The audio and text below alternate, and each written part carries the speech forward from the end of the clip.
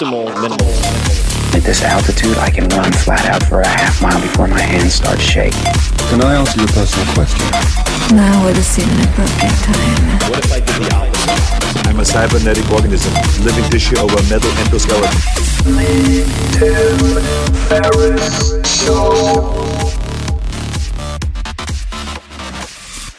Books I've Loved on The Tim Ferriss Show is exclusively brought to you by Audible. There couldn't be a better sponsor for this series, my dear listeners and readers. I have used Audible for so many years.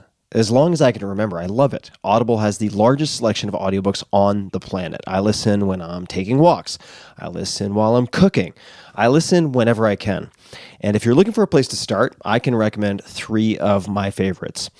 The first is The Tao of Seneca by Seneca. If you want to hear my favorite letters of all time, touches on Stoic philosophy, calmness under duress, etc. The next is The Graveyard Book by Neil Gaiman, Gaiman, one of my favorites. Even if you're a nonfiction purist, this is the fiction book that you need to listen to. Neil also has perhaps the most calming voice of all time.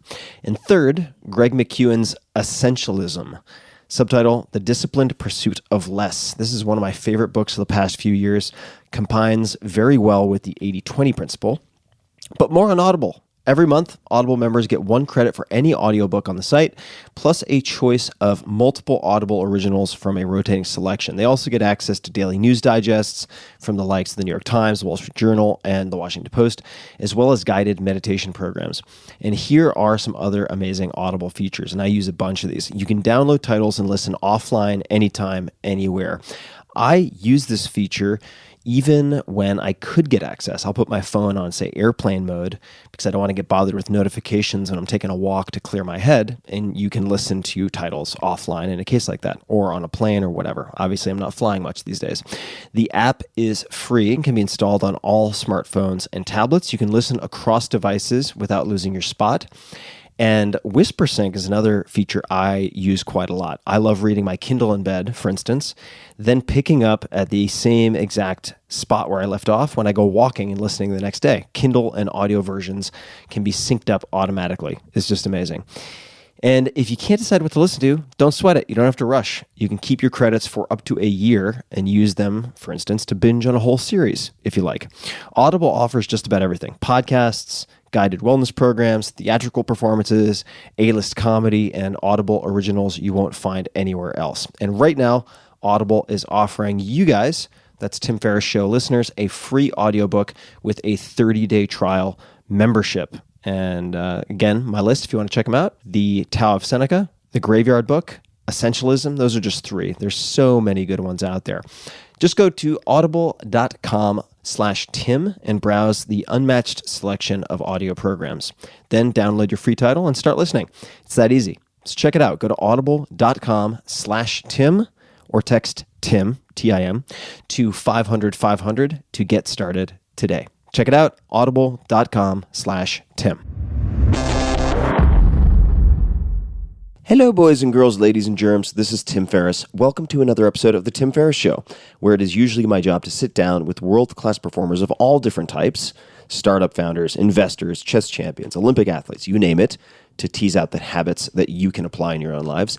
This episode, however, is an experiment and part of a short-form series that I'm doing, simply called Books I've Loved. I've invited some amazing past guests, close friends, and new faces to share their favorite books, describe their favorite books, the books that have influenced them, changed them, transformed them for the better. And I hope you pick up 1 or 2 new mentors in the form of books from this new series and apply the lessons in your own life.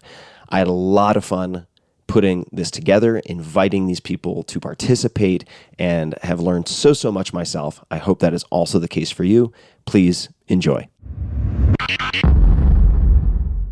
My name is Alain de Botton. I'm a writer and the founder of an organization called the School of Life, dedicated to emotional fulfillment and self-understanding. I want to talk about two books today that mean a huge amount to me and that I always press into the hands of pretty much anyone that I meet. The first book is called Home is Where We Start From, and it's a collection of essays by a wonderful English psychoanalyst called Donald Winnicott. And Winnicott is wise on so many fronts, but two of his ideas stand out in particular. The first of his ideas concerns what he calls the true and the false self. For Winnicott, all babies are born with a capacity to express Winnicott's true self. In other words, to express themselves fully and without inhibition. If they're sad, they're going to cry. If they're angry, they might try and bite. If they're happy, they'll giggle. But the point is, a child at a very young age is almost definitely authentic. It is putting forward its feelings as it experiences them. It is unfiltered. And this is what gives babies their charm, but also makes them terrifying and quite difficult to look after, because they're just doing exactly what they need to do when they need to do it. There's no process of editing. And this is a process of engaging with what Donald Winnicott, famous child psychoanalyst, called the true self. Now, key for Winnicott is the idea that if you're going to grow up and be a balanced and healthy and authentic human being, you will need to have been given the enormous privilege of expressing your true self to those around you in the very earliest years that you were on the planet. All of us need to have those moments when we can be totally authentic, even at the cost of giving other people a bit of a headache around us. We need some of this true self. But Winnicott also observed in his work with children that there is a danger that something else happens too soon, and that is the birth of a false self. Now, the false self is created out of the expectations of everyone around the small child. And there are all sorts of expectations. Firstly, that the child will be good, that the child will go to sleep on time, which really means on the parent's schedule, that the child will smile at granny, that the child will at school be polite to the teacher, and then going on into later childhood will always follow certain rules, writing thank you letters, being a good child. Now, there are obviously good aspects to being a good child, but Winnicott was very alive to the concept of over-early adaptation, what he called over-compliance. And for Winnicott, the over-compliant child has all sorts of problems. What happens is that they are more attuned to the demands of others than to their own needs. And this can give them lots of difficulties in later life when they can no longer be authentic. They lose touch with what they really want, because what they really want has been censored so heavily by those around them.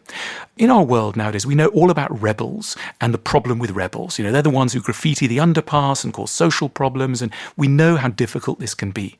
But through the eyes of Winnicott, we can also start to see another problem. And in a way, it's perhaps a bigger problem, though it doesn't present itself as such. And that is an excess of compliance in a whole group of people that we can call, with nothing pejorative being meant by this, the good boys and girls. There are good boys and girls everywhere. And the problem with good boys and girls is they've been good too early. They haven't got the bad out of their system. They haven't had a chance to express themselves as they needed to in the early years. They weren't able to bite when they wanted to bite, to kick when they wanted to kick, to scream when they wanted to scream. All the things that little babies and infants do and shouldn't frighten anyone by wanting to do. If all of that is suppressed with too much energy, there will be a problem. So Winnicott, the great patron saint of being able to get the right relative claims of the true and the false self. A false self, we all need one to navigate adult life, but it only starts to make internal sense if we've also had a chance to express the true self at another point. Another great idea from Winnicott is the concept of the good enough parent. Many parents came to Winnicott very worried that they weren't doing a good enough job as parents. They wanted to be better. They were worried that they weren't educating the kid right, or that there was some eating problem or school problem, etc. And Winnicott could see that these worries were actually getting in the way of the parents doing the fairly good job that they were doing. And so Winnicott made a fascinating intervention. First of all, he told parents no child needs a perfect parent. Indeed, a perfect parent is very dangerous. It's a one-way route to psychosis, to a psychotic incident, because essentially the job of a parent is to disappoint a child bit by bit and induct them into adult realities. If the parent is perfect, how can the child grow used to living in the world that we all have to live in, which is a deeply imperfect one? So in an ideal world, a good parent is able to break bad news well to the child until the child can accept the whole panoply of difficulties of adult life, amounting ultimately into the fact that we are all mortal, we are all going to have to die. So Winnicott, in order to capture what he was trying to tell parents, came up with a wonderful phrase. He said, no one needs a perfect parent. All they need is a good enough parent. And this phrase, good enough, is the one that Winnicott launched into the world. And it's a highly useful one because in so many areas, we don't need to be perfect. We just need to be good enough. We only need to be good enough workers, good enough friends, good enough colleagues, and as I say, good enough parents. All of this comes from the very down-to-earth, beautifully written, and always highly useful and humane wisdom of Donald Winnicott and his wonderful book, Home is Where We Start From. Another book that's very dear to me is by Arthur Schopenhauer, and it's called Essays on the Wisdom of Life. Now, Arthur Schopenhauer is perhaps the most pessimistic of all the panoply of very pessimistic German thinkers that philosophy produced in that country in the 19th century. He stands out for the unrelentingly miserable tone of his voice. He says at one point, it is bad today, tomorrow it will be worse, until the worst of all happens. He says at another point that human life is completely ill-adapted to its purposes, that no one can expect to be happy ever for more than 5 minutes at a time. And that anyone who expects anything out of romantic love is sure to be completely disappointed, that nothing is true, that no friends can be constant, that no career ambition will ever come right. I mean, he is the most miserable person on earth. However, reading him is a joy. Firstly, he writes beautifully. He writes beautifully in German. There are some wonderful translations into English. And there's something about somebody articulating the most despairing thoughts that brings us a huge amount of comfort. For a start, we think, I'm not alone. All those suspicions you had, often, at 3 a.m. in despair or gazing out of the aeroplane window in a low moment, and you just think, what on earth is the point of all this? Well, Schopenhauer has been there. He's investigated the territory of despair and he's put his flag all over it, and it is wonderful what he manages to see. Most of us only glimpse despair out of the corner of our eye and we can't bear it. Schopenhauer urges us to look despair in the face, make friends with it, and also laugh defiantly at it. He's all the time sort of grinning slightly as he tells us these dark, dark truths. So often sadness comes about because we clash into an expectation of what life should be like that is simply contrary to what reality can actually produce. And Schopenhauer gently and with real intelligence nudges us towards a slightly more pessimistic vision of the world. Yes, many of your dreams won't come true. Yes, probably love won't work out for you. Probably large aspects of your career won't come off. Probably many people will disappoint you. The world will seem ugly and dumb. Schopenhauer is saying, I know, I've been here.